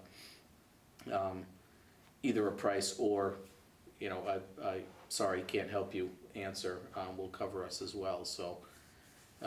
That's the step we're on now, basically, is to get that third vendor to give us some input on it. On the bid specs, not on the job Right. itself. The job itself is priced out to be close to, we have $400,000. $400,000, yeah. So that's why we need the formal bidding process. And he said that was ballpark. He said, if we took out a certain amount for their work on it, looks like we're right in the ballpark. It's always difficult with these because you need to secure funding before you can, get prices for it. No vendor wants to give pricing for something before you have funding because it's a long process for them, only to find out that, oops, the funding fell through, sorry, so you basically have to get funding for a price that you don't know because you haven't gotten it yet. And then once you get the price, you have to do it with the funding you got. So it's a little tricky situation, but we seem to be right on target with that, so that's certainly a good thing.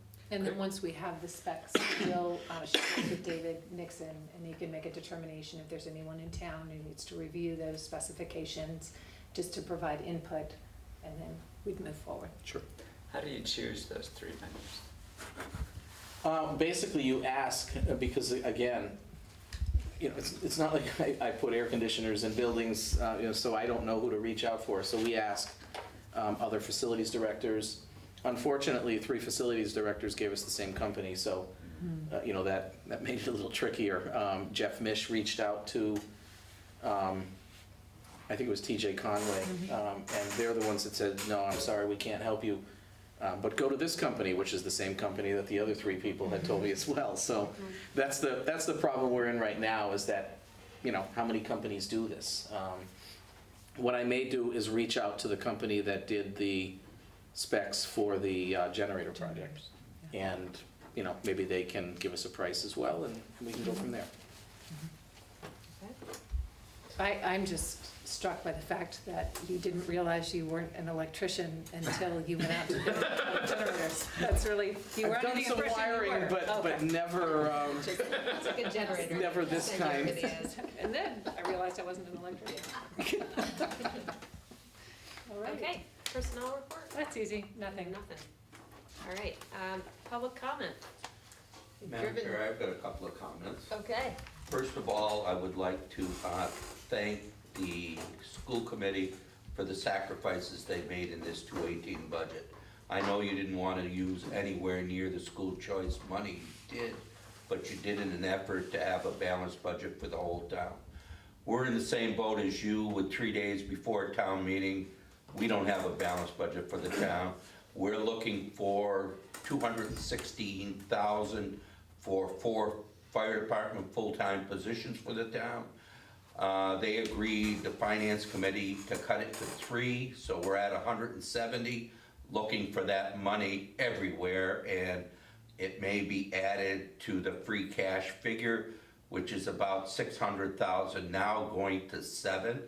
Am I happy with that? No. Do we believe that we can get 700,000 in free cash by fall town meeting? Possibly, I hope we can. Hotels, meal taxes, solar array, new growth are all very positive, so we may have a chance. There's other bad news out there. We just got our cherry sheets about a week ago.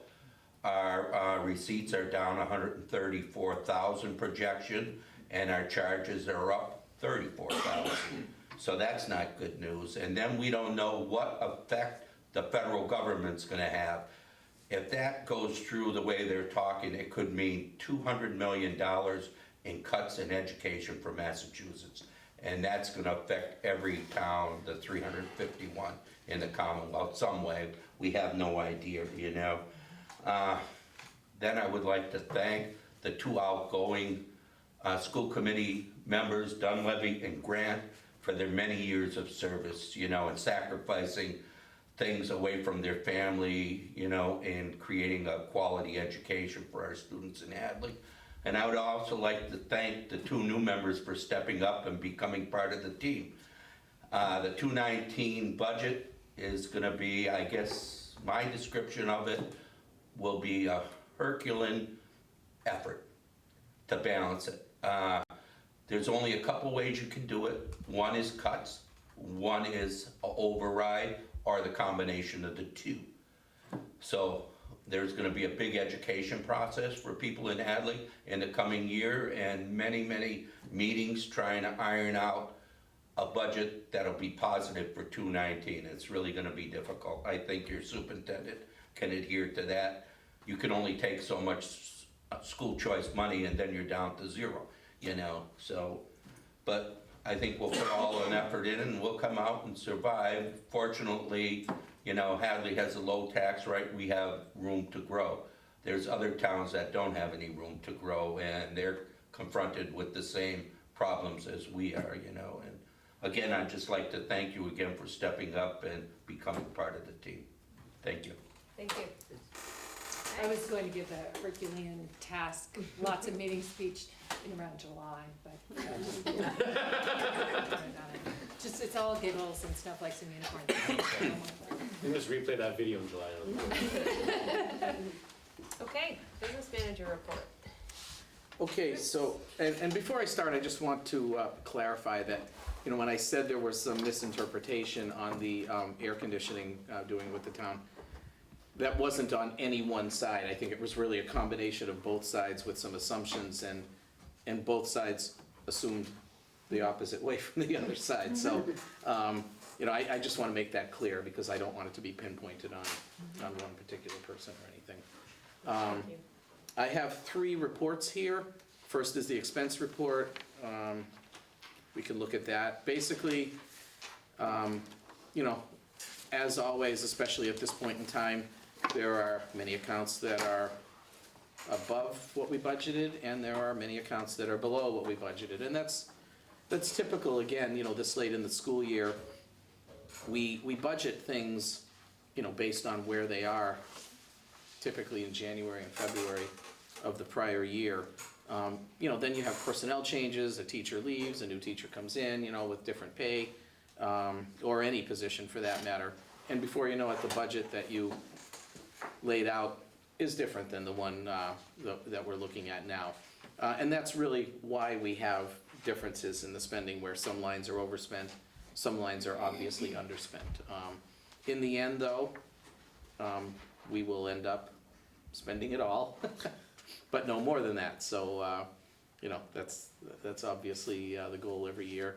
I just wanted to point out a couple of things for you on this first page. If you look at teacher salaries, you can see there's not really a lot left there.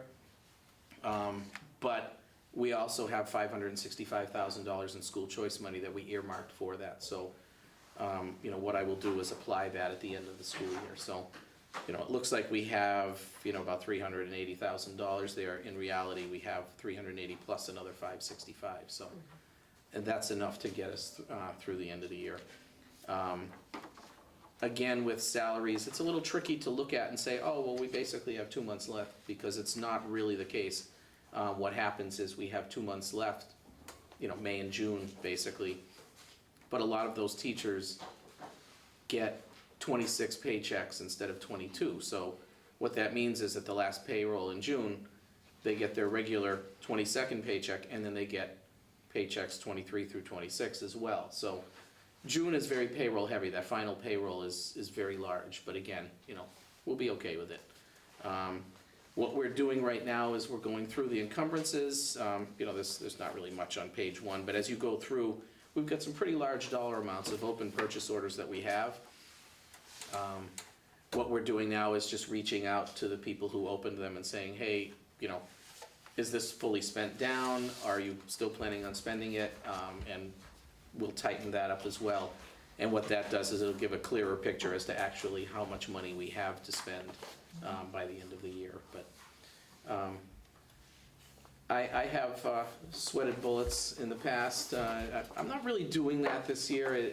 As always, it's always tight. I mean, obviously, we spend it down to the penny, so it's never like we've got oceans of money, but we'll do okay. So nothing really to worry about there. I can answer any questions any of you might have on that report. So maybe just look at page 9, just so we're all reading it the same way, the grand total. So that gives us an idea of the total budget at 6.6. Local contribution only, correct? That's right, just the local. So this is local contribution only. Local contribution only, the expenses that have drawn, the expenses that we've incurred so far. Transfers, so is that just within different accounts, transfers within? Right. So it's gonna always be a zero balance? It should be, yes, Okay. yes. The encumbrances are actual bills that have been paid and charged, paid out? The encumbrances are purchase orders that were opened. POs open, Like okay. somebody will say, okay, I'm going to buy, a book, or, something simple. What happens with those purchase orders is that, especially for larger orders, where they say, I'm going to buy 20 books, and they're all different. So they order on Amazon, first of all, as we all know with Amazon, the price you get today is not the price you're going to see tomorrow. They change prices constantly. So we may get all 20 books, but the price is going to be different than what the purchase order was. Or 3 of the books may now be out of print or something like that, where now there's this money left in the purchase order. They're never going to get those books, but the money is still encumbered. So that's what we're going through now and saying, okay, you said 20 books, you got 17. Can we close this out and just assume we're not going to spend the rest of that money? Because as you can see, there's $500,000 in encumbered funds there. Right. So, and some of it is, the majority of it is obviously legitimate. We've got tuition payments and items like that. I'm actually meeting with the SPED department this week to go through the open SPED POs for tuition. And just to make sure that, okay, we've got, probably, I don't think we've gotten all of the April bills yet, so, we'll go through. We know we have May and June, we have some April bills left. Let's go through the individual purchase orders and make sure that that's all we have, is just what's remaining.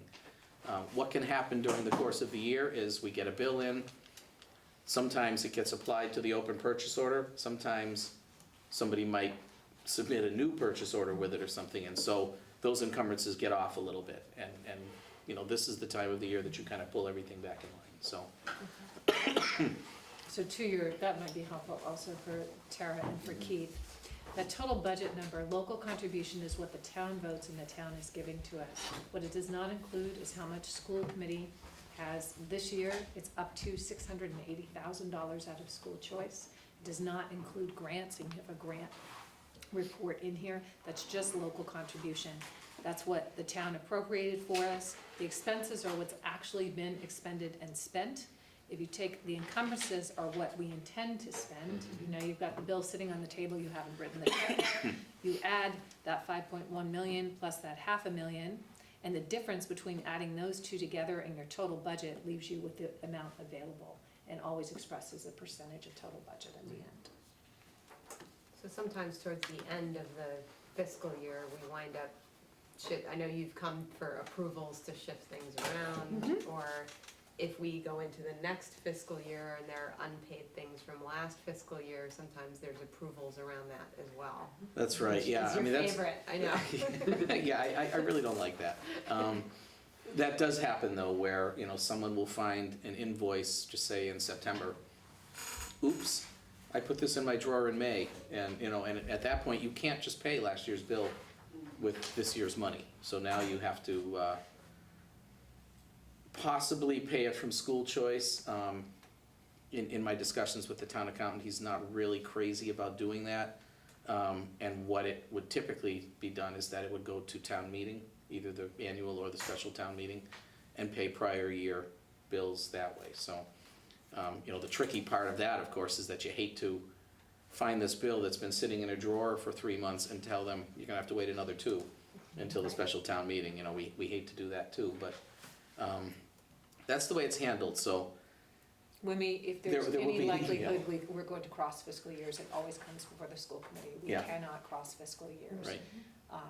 And line item transfers, there's a policy that dictates what the thresholds are on that, and so I think you clean them all up at the end of the year, bring them to the school committee. So we can make transfers throughout the year to keep the budget in balance, and then there's a total cleanup at the end of the year. But we review this at every meeting, we get a report out on it, so sometimes it's helpful to see, you might see spikes in certain things, or you've locked in, fuel rates or electricity, things like that you expect to see hit us at certain times, and so it's helpful to get the fuller picture. Okay, grants. Okay, so grants, some of you saw this report last month, some of you didn't, obviously, but we have spent a considerable amount more in the grants now than we had spent last month, and that is basically a result of transferring some expenses from the local budget into the grant. If you look at that 240 special ed grant, we transferred, I think, $94,000 of tuition expenses to the grant from our local budget. So, and what we'll do now is we'll, again, watch for the ones that have any kind of purchase order applied into the grant. Anything extra, we will transfer that money in as well, because I'd really love to see this all fully spent by mid-June, so we're not scrambling at the end of the month. A couple of these can be taken into August, actually, before they have to be spent. And I did email Pat last week and just to let her know that the 274 and the 298 grants, hey, we have really nothing in the pipeline for these. We'd like to spend them down. And, she said, well, we can actually spend them until August 31st.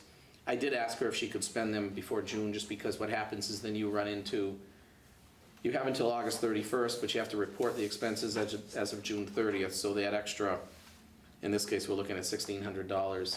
It's just one more thing that you actually have to report for the following year. Gets a little tricky, and it's early enough now that we can certainly spend $1,600 between now and June 30th. So we're meeting tomorrow on that.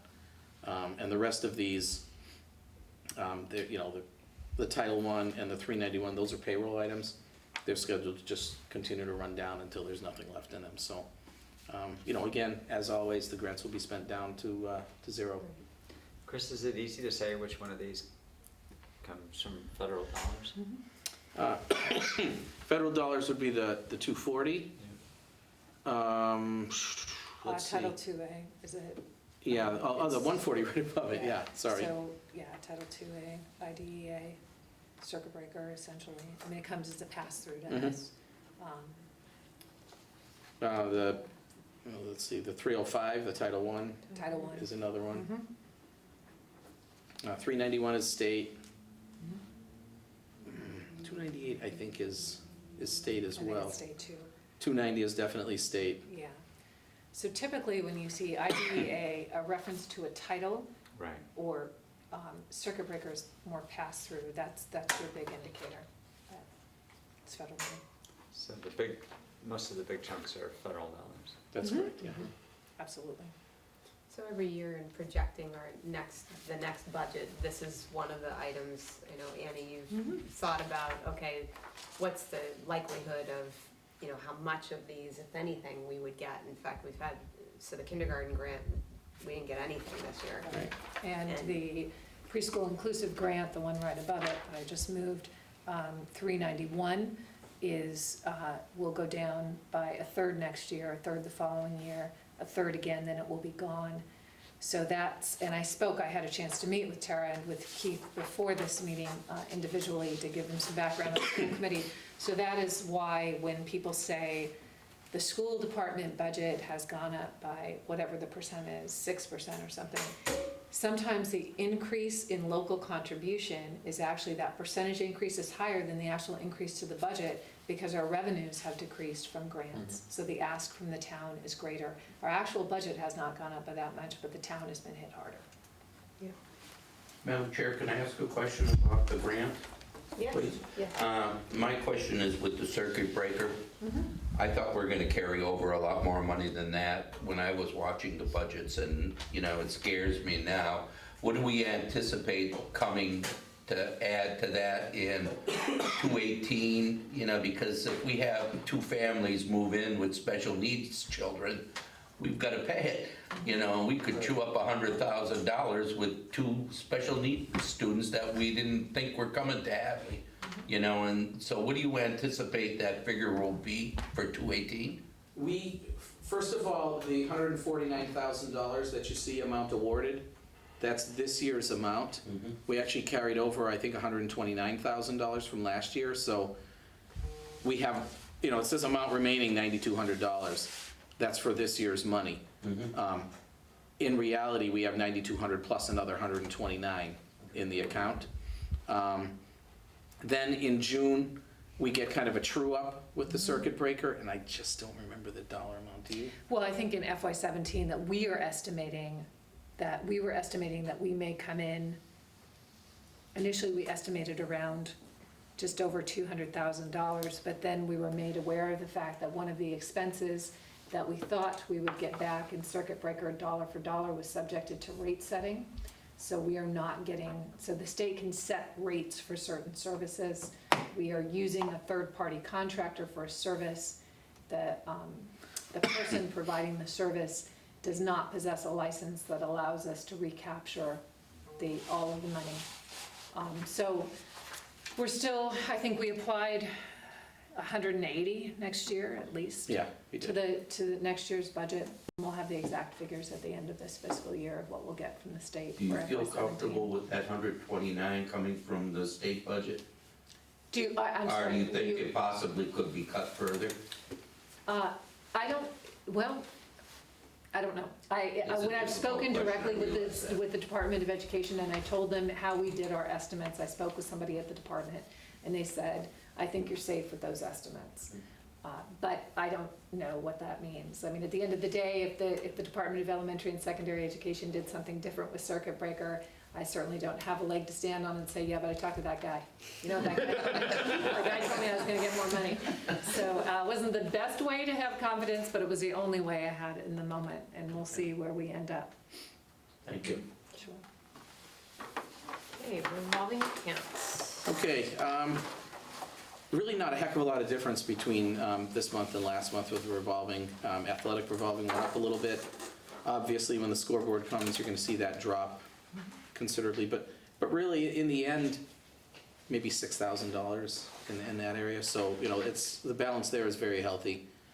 Lunch, as we've come to see, basically, we're going to lose money in the lunch account. So what happens is we're going to have to fund that deficit from the local budget. Typically, what I've done is transfer part of Diane Zach's salary to the local budget from the lunch account, and that brings it back up to a positive balance. So that's what I'll end up doing again this year. Preschool revolving, well, it's trending right anyway. I mean, it's really not changing by a heck of a lot, but you can see from January to March, it's gone up $6,000, and that's nice to see because it's, you know, we've also been spending, payroll and any kind of supplies they buy come out of the preschool revolving as well. So we're pretty much, you know, treading water to slightly going uphill with that, which is nice. And student activity, well, that account fluxes depending on field trips or whatever else is going on. So as you can see right now, it's up to $102,000. As we start to spend that on field trips and other items, you'll see it drop back down again. We can be the custodians for fundraising for field trips. This is also where the class monies are. So you'll see that stay there. They have to fundraise a lot for graduation as classes. They do that for 4 years.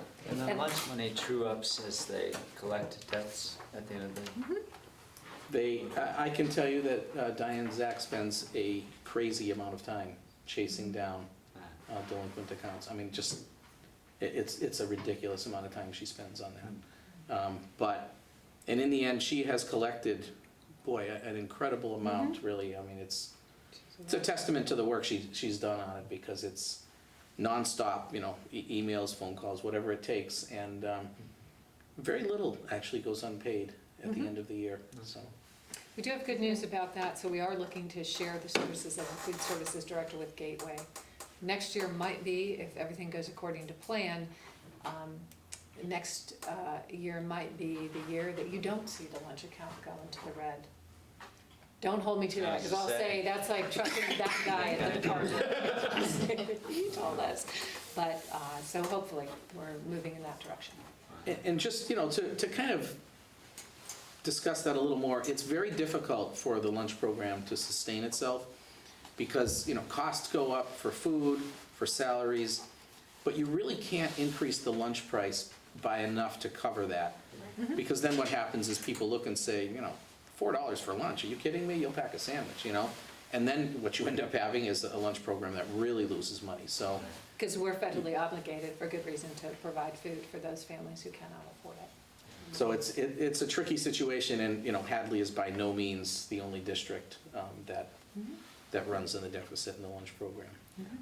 This may sound silly, but is it possible, like say if Hadley farmers wanted to donate vegetables to the school, could you accept them, or would they be regulations where you couldn't? Regulations about what we can and cannot accept. I'm not categorically dismissing that idea out of hand, and I know that Zach has brought in a salad bar and works with people to get fresh produce in, but we have to be very careful about what we accept because it's governed. It's a federal program, the lunch program.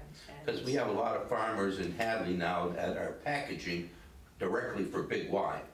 And I couldn't understand why you couldn't accept that if they can sell it to consumers.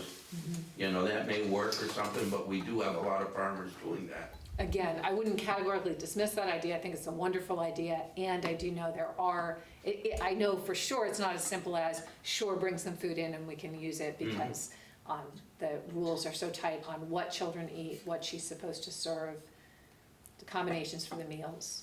Yeah, it's a great idea. Okay, is that it, Chris? Yeah. You okay? That's all I have, yes. All right. School committee reports, policy, Laura. So we are on second reading for the policies that are in the packet, and at your request, Heather, thank you, Annie, for providing the track changes versions of these documents. So you can see that a lot of the changes relate to just the change in title. Patricia Bell going from Assistant Superintendent to Director of Special Education. That accounts for, I would say, the vast majority of changes. And a couple of minor things, but if you have any questions, I'm happy to answer them. So we had the first reading last month. We did, right? So this is second reading, and then Second reading. this would constitute, would we take a vote today? Yeah, second and final. Are there any questions about the policies? That's typically the process, is that we would get two opportunities, a first reading, because sometimes it's a volume of material, right? And then the second reading would be the action that we would take. What was in the last packet that you normally see is this cheat sheet. So it would go through each policy and it would summarize the nature of the revisions for each one. So you have that at first reading, and then these are your track changes.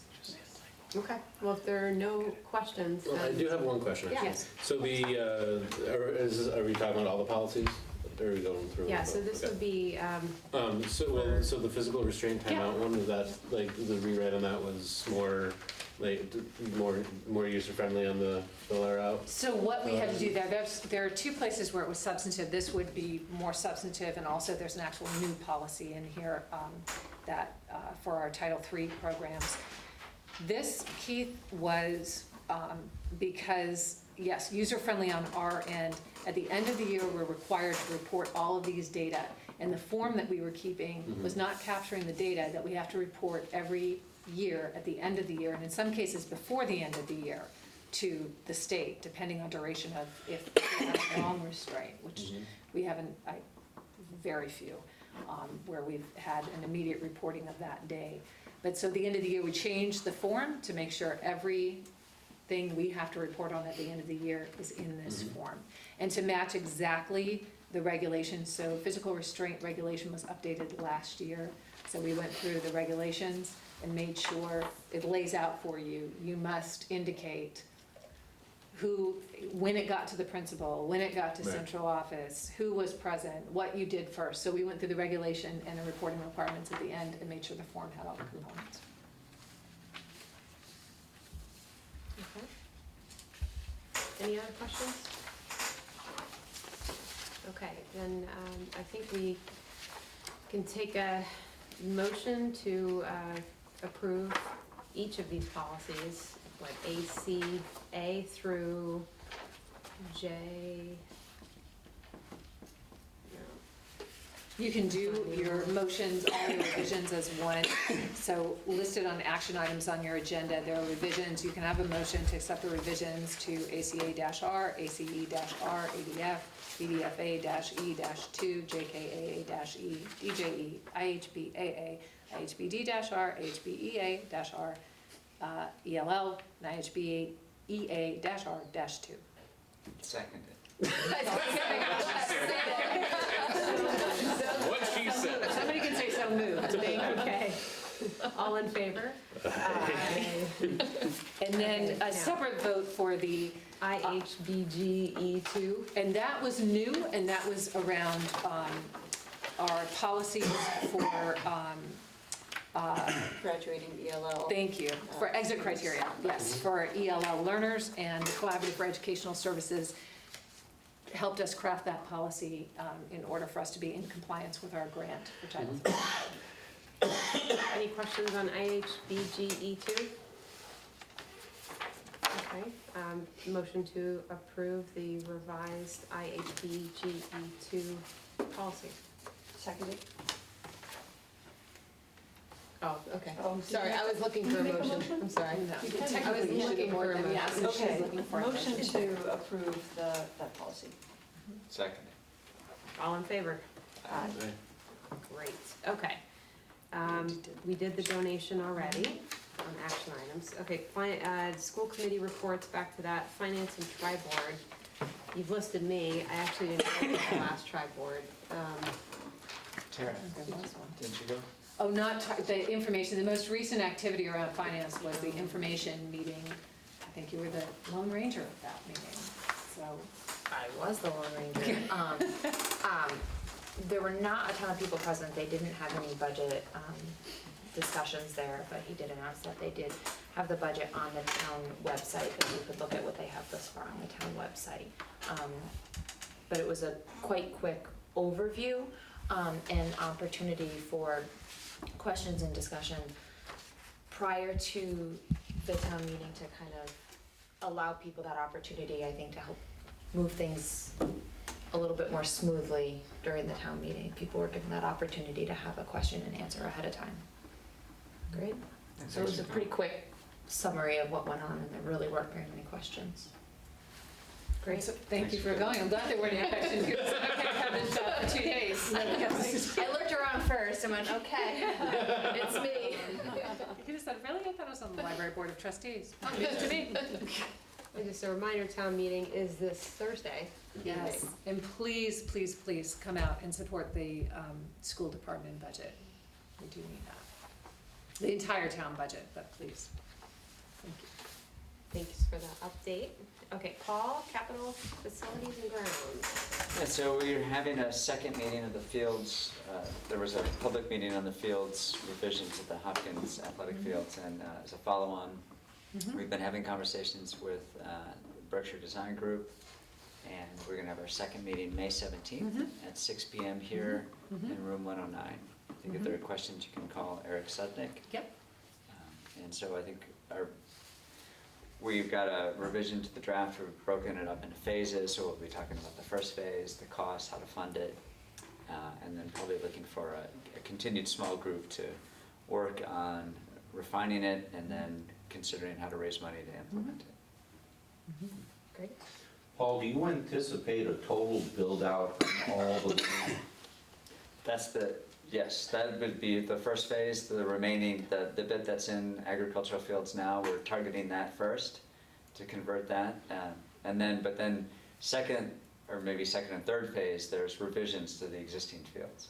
I guess what I'm getting to, we have a right-of-way from Middle Street in to the school property. Right. And I'm wondering if any of that land might be left for a possibility of putting a park and rec building there because they use these facilities so much.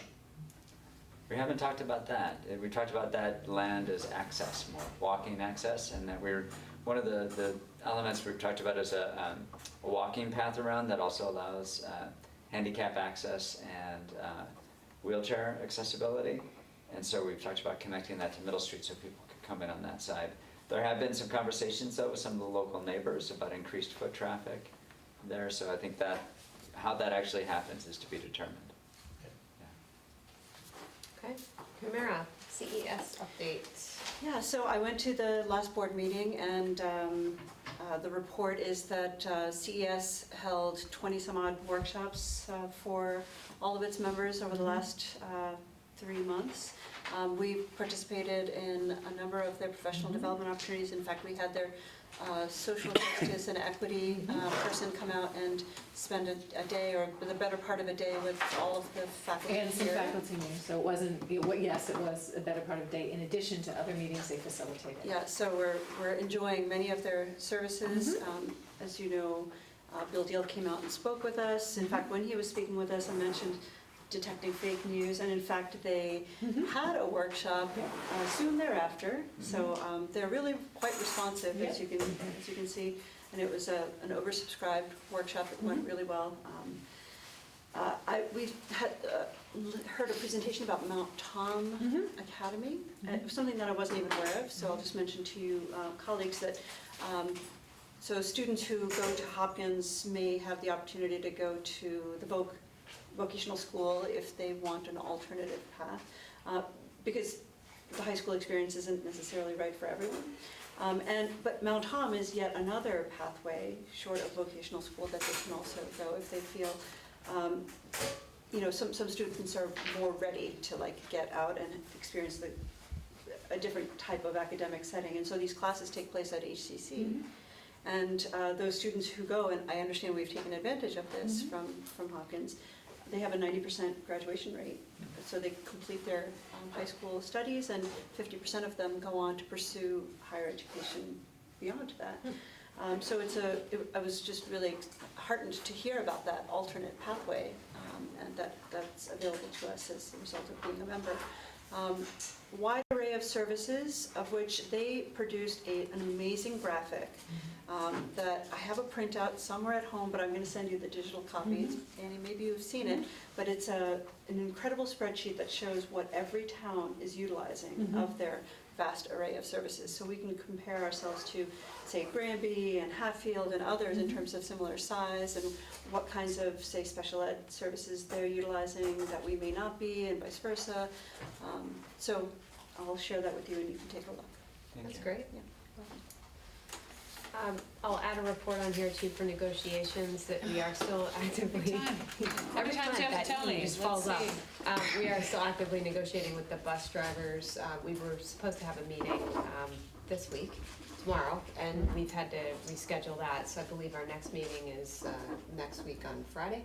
I think so. Yeah. So I don't think we have anything else on the books after that, but I'm thinking maybe 2 more meetings tops. We should line up a set of dates. Yeah, but I think they've put most of their proposals on the table at this point that we're able to respond to. Thank you. Great, okay. Can I bring up a thing? Are we done with? I think we're done with the agenda and the action items. There was just one thing just to note that I'll bring up, I think, for our next meeting, and I've talked to Annie about this. And Eric Sudnick has approached me with the idea of providing a bit more flexibility on the school rule, which is just a school rule. I thought it was an MIA rule that when the school is closed for, say, a snow day, that there's no practice.